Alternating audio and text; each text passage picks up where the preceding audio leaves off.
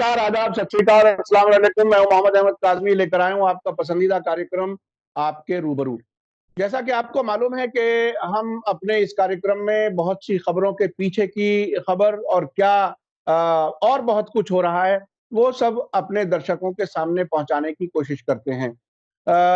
अभी न सिर्फ मुल्क में बल्कि पूरी दुनिया में कोरोना वायरस एक ऐसी बड़ी मुसीबत बन के हमारे सामने है कि बड़ी-बड़ी सरकारें, बड़ी-बड़ी ताकतें सब एक तरह से बहुत ही बड़ी परेशानी से गुज़र रही हैं और ये मालूम नहीं है कि इसका फ्यूचर क्या होगा, कितने नुकसान पर बात टिकेगी, कैसे हालात होंगे। हिंदुस्तान में भी रोज़-बरोज़ मरने वालों की और मरीज़ों की तादाद बढ़ रही है। इस बीच में एक बड़ा वाक़या हुआ है नई दिल्ली में निज़ामुद्दीन जहाँ मरकज़ है तबलीगी जमात का, वहाँ का एक वाक़या हुआ है और उस वाक़ये के बाद जिस तरह से मीडिया ने इसको पूरी तरह से कम्युनल कलर दे करके नेशन वाइड इस मसले का एक तरह से ज़िम्मेदार ही उन्हें ठहराया जा रहा है। वो एक गैर मामूली वाक़या है और गैर मामूली बज़ाहिर मैं गैर मामूली कह रहा हूँ, लेकिन जिस तरह से मीडिया का रुख बहुत से मौके पर रहता है, वही तकरीबन ऐसी बड़ी मुसीबत जो पूरी इंसानियत के लिए मुसीबत है, उसको भी कम्युनल कलर दिया जा रहा है। मेरे साथ आज खास मेहमान हैं प्रोफेसर अख्तरुल वासे साहब, जो प्रेसिडेंट हैं मौलाना आज़ाद यूनिवर्सिटी जोधपुर के और इससे पहले जामिया मिलिया इस्लामिया में इस्लामिक स्टडीज़ के लंबे अरसे तक हेड रहे हैं और एक समाजी कारकुन हैं और बहुत तजर्बात के साथ आपने ज़िंदगी गुज़ारी है। प्रोफेसर अख्तरुल वासे साहब, आप ये बताइए कि इन हालात को देख कर के आप क्या महसूस कर रहे हैं? मुल्क कहाँ खड़ा है? किस हालत में गुज़र रहे हैं? आने वाले वक़्त में जो वक़्त इंसानियत को मुत्तहिद करने वाला है, उसमें भी इख्तिलाफ पैदा करने की कोशिश की जा रही है। आपकी इसमें क्या राय है? सबसे पहले तो आपका काज़मी साहब शुक्रिया कि आपने याद किया और क्या मैं आपने नाज़रीन से तक बात पहुंचाने का मौका दिया। देखिए, ऐसा है कि कोरोना वायरस जो है वो एक ऐसी मोहलिक वबा है जो कि बुनियादी तौर पे न रीजन्स को पहचानती है न रिलीजन्स को पहचानती है, जी, जो अमीर और गरीब में कोई फर्क नहीं करती है।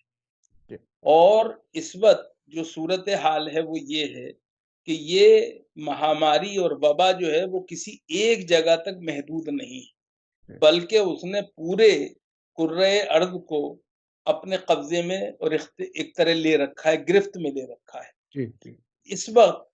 और ये हमें पहली दफे ये एहसास हुआ कि दुनिया के आलमी गांव होने का क्या मतलब जी, है। एक बात तो ये, दूसरी बात जो है वो ये है कि इसमें एक बात इस महामारी में जो और नजर आ रही है, जिसके ऊपर के मेरा ख्याल है हमें तवज्जो देनी चाहिए, कि इसका सबसे पहला शिकार जो है वो इलीट और अपर मिडिल क्लास के लोग हैं। जी, जी, जी, ये बहुत क्या मैं अब क्या मैं ताज्जुब की बात है। जी, जी, वो लोग जो गरीब हैं और एक तरह से कि मैं बहुत बुरे हालात में जिंदगी गुजारते हैं, वो इसका इतना शिकार नहीं है। जी, जी, बल्कि वो लोग जो हवाई जहाज़ों में सफ़र करते हैं और जो तरक्की याफ़्ता ममालिक से इस मुल्क की तरफ आ रहे हैं या किसी और मुल्क की तरफ जा रहे हैं, वो बुनियादी तौर पे इसका सबब ज़रिया बन रहा है। जी, जी, तीसरी बात जो है वो ये है कि इस महामारी के लिए हिंदुस्तान की सरकार ने जो ज़रूरी इक़दामात किए हैं, वो चाहे कितने तकलीफ़देह क्यों ना हों, लेकिन हुँ, उनके अलावा कोई दूसरा चारा नहीं है। जी, क्योंकि जी, सोशल डिस्टेंसिंग और एक दूसरे से एक तरह से ना मिलना जो है और अपने-अपने रिहाइश जो है उन तक अपने को महदूद कर लेना जो है वही इसका हल है। ये हमें जी, मान के चलना चाहिए। सही बात। इसलिए मैं समझता हूँ कि हमें हुकूमत से और डॉक्टरों की राय से, दोनों से एक तरह से इत्तेफ़ाक भी करना चाहिए और उनका साथ भी देना चाहिए। जी, जो एक और बात है वो ये है कि जो ये महामारी है, मैंने जैसे पहले कहा कि ये किसी में फर्क और इम्तियाज नहीं करती है, इसलिए आप या तो साथ डूबेंगे या साथ तैरेंगे। वो लोग जो फिरके परस्ताना या एक तरह से लोगों के बीच में भेदभाव पैदा करने की ऐसे मौके पर कोशिश करते हैं, वो हमारी इस जंग को, जो कोरोना वायरस के खिलाफ है, उसको कमजोर करने की दीदा दानिस्ता कोशिश कर रहे हैं। और वो मुल्क और आलम इंसानियत दोनों के मुजरिम हैं ये। इसके बाद जहां तक तबलीगी जमात का मामला है, तबलीगी जमात वालों से कोताही हुई है, उस पर कोई हमें वो नहीं है, इनकार नहीं। लेकिन दो एक बातें हैं जिस पर गौर करना चाहिए। जिस तेजी के साथ पब्लिक कर्फ्यू लगा 22 तारीख को, जिस तरह से शाम तक दिल्ली के वजीर आला ने लॉकआउट का ऐलान किया, उसके बाद 25 तारीख को वजीर आजम ने पूरे मुल्क में लॉकआउट का 14 अप्रैल तक ऐलान किया, और उसके नतीजे में जिस तरह हवाई सर्विसेज, जमीनी ट्रांसपोर्ट और रेल सब पर पाबंदी लग गई, उसमें लोगों के सामने कोई दूसरा रास्ता ही नहीं रहा। वजीर आजम ने अपने लॉकआउट के ऐलान में एक बात कही थी कि जो जहां है वहीं रहे। अब तबलीगी जमात वाले जहां थे, अगर वहीं ना रहते तो कहां जाते? एक बात तो ये। दूसरी बात जो है, मैं एक गलती को दूसरी गलती का जवाब नहीं बनाना चाहता, लेकिन ये बात नहीं भूलनी चाहिए कि 13 तारीख तक ऐसा है कि प्रोग्राम होते रहे, 13 के बाद भी होते रहे। और जम्मू में वैष्णो देवी के अकीदतमंद हों या तिरुपति में लॉर्ड वेंकटेश्वरा के श्रद्धालु हों या अयोध्या के अंदर श्री योगी आदित्यनाथ की क़यादत में रामनवमी के मनाने वाले हों, ये सब के सब इन ऐलानात के बाद बाकायदा तौर पर जमा होते रहे। सवाल ये है कि यहाँ पर सिर्फ तबलीगी जमात के लोगों के खिलाफ ही FIR क्यों हो रही है? एक बात और जो और तलब है और जिस पे तवज्जो दी जानी चाहिए कि वो लोग जो बड़ी तादाद में खौफ, दहशत और हिरास का शिकार होकर भी कोरोना वायरस के बारे में जो कुछ टीवी में और अखबारों में आ रहा था और सरकारी ऐलानात की सूरत में सामने आ रहा था, उससे घबराकर निकल भागे और सड़कों पे आ गए लाखों की तादाद में। उनको हमने आनंद विहार में भी देखा, दूसरी जगहों पे भी देखा, पैदल जाने लगे कि अगर मरना ही है तो अपनों के बीच में जाके मरे। या जिनके लिए, जिनकी अच्छी जिंदगी के लिए, 2 वक्त की रोटी के लिए वो इस मुल्क यहाँ पे आए थे अपने घरों को छोड़ के, उन्होंने सोचा कि हमें उनके पास लौट जाना चाहिए क्योंकि उनके पास ये कोई दूसरे जराए नहीं थे। उन फैक्ट्री मालिकान ने और उन ताजिरों ने जिन्होंने उन्हें नौकर रखा था, उन्होंने उनको न रहने की जगह मिलने दी और न उनके इखराजात उठाने को तैयार हुए। उनके पास क्या चारा था? नतीजा ये हुआ कि वो निकल आए। उत्तर प्रदेश के वजीर आला ने उनके लिए 1000 बसों का इंतजाम करने का ऐलान किया। दिल्ली के वजीर आला ने 200 के बसों का इंतजाम करने का ऐलान किया। सवाल ये है कि एक बस में अगर 40 से 60 लोग आते हैं तो वो क्या कोरोना वायरस जो है उससे मुतासर होने के इम्कानात नहीं रहते? ये ऐलानात जो थे बसों के, ये बुनियादी तौर पे वजीर आजम की जो पूरी फिक्र थी और जो उनका प्लान था लॉकआउट की सूरत में, उसको नाकाम बनाने के अलावा और क्या था? सवाल पर FIR क्यों ना हो? फिर एक तबलीगी जमात के बारे में मैं एक और बात कहना चाहता हूँ। वो ये, मैं तबलीगी जमात का वकील नहीं हूं, ये आपको बता दूं। लेकिन सवाल ये है कि तबलीगी जमात का मरकज 1927 से काम कर रहा है। तकरीबन 93 साल हुआ चाहते हैं। वहां पर हमेशा से जमातें आती रही हैं, जाती रही हैं, उनके आलमी इज्तिमात होते रहे, वहां उनकी निगरानी आईबी और रॉ के लोग करते रहे हैं। हजरत निजामुद्दीन का जो थाना है वो मरकज से मुत्तसिल और मुल्हिक है। सवाल ये है कि वो एजेंसी जिनके जिम्मे उनकी निगरानी थी और वो थाना जो उनसे मुत्तसिल था, उसने क्या जरूरी कार्रवाई की जो करनी चाहिए थी, उसने क्यों नहीं कोशिश की। सवाल ये है कि जो काम अजीत डोवाल साहब के जरिए लिया गया और वो संकट मोचन की सूरत में सामने आए भी, सवाल ये कि वो काम तो मामूली पुलिस वाले भी कर सकते थे, वो नहीं किया गया। तबलीगी जमात वालों ने क्या लिख के दिया, क्या नहीं लिख के दिया, इंक्वायरी का सब कब वो है, कब दिया ये भी, लेकिन अगर उन्होंने दिया, सही वक्त पे दिया, सही जगह दिया और उसके ऊपर अगर एक्शन नहीं लिया गया, तो सिर्फ तबलीगी जमात वालों को कटघरे में कैसे खड़ा कर सकते हैं, आप दूसरों को क्यों नहीं। फिर बात जो है मुझे ये कहनी है कि देखिए, ये तबलीगी जमात वालों से अगर गलती हुई है या किसी से भी हुई है, तो ये दीदाओ दानिस्ता नहीं हुई, ये नीयत का फिसाद नहीं था, बल्कि एक मजबूरी थी। उस मजबूरी को सरकार को समझना चाहिए। जी, तबलीगी जमात के अपने झगड़े मौजूद है अंदर के, इसलिए मैं उसको ये नहीं कह रहा हूं कि वो कोई वो है, लेकिन जो बात मेरे अर्ज करने की है वो ये है कि हमें और सरकार को खास तौर से इस बात का ख्याल रखना चाहिए कि बिला वजह एक फिरके को कटघरे में खड़ा करके आप इस वक्त कोरोना वायरस की वबा से लड़ाई को शिकस्त देने के बजाय खुद को शिकस्त देने पे मजबूर कर रहे हैं। ये सबसे बड़ी खतरे की बात है जिस पे हमें गौर करना चाहिए। इस हालत में मुल्क के जो जिम्मेदारान हैं वो मीडिया की इस एक तरफा रिपोर्टिंग और बिल्कुल एकदम उन्हें आतंकवादी बना करके पेश किए जाने की जो कोशिश एक तरह से की जा रही है, ऐसे हालात में हुकूमत को क्या करना चाहिए और अवाम जो बहुत आसानी से मीडिया के उस कैंपेन में एक तरह से शिकार हो जाते हैं, उनको किन चीजों का ख्याल रखना चाहिए।